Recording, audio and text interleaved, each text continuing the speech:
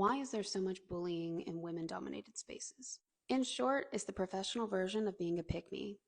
Pick me is a term that has been used colloquially in the past couple of years to refer to women who really want to be picked by men romantically. You'd have to be hiding under a rock to not know that women have been conditioned to compete for men. And this dates back to the not so long ago when women couldn't financially survive without a man.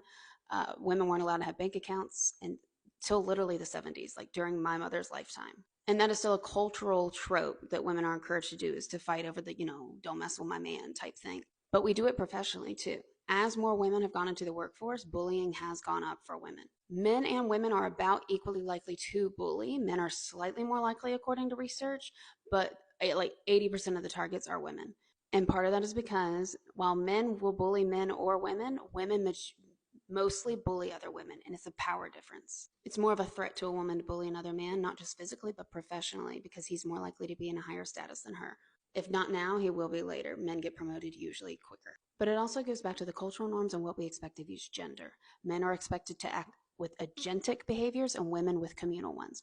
Agentic is being decisive, competitive, authoritative, powerful, while communal is being more community oriented, nurturing, aware of others' feelings, empathetic, etc. And workplaces in the US are designed for white male norms. That's a statement from a research article, not just my opinion. Workplaces in the US were modeled after military and sports. They value competition and there can only be one winner. So a lot of women feel the pressure to be pick-me's professionally and to show that competitiveness, that dominance among the only other people they feel like they can, which is other women. And this is in hopes that the men in power will see them and reward them for that behavior and see them as one of the boys. Direct quote from this article: if there is a perceived lack of rewards for females throughout the corporate structure, the competition for power among women may be intensified.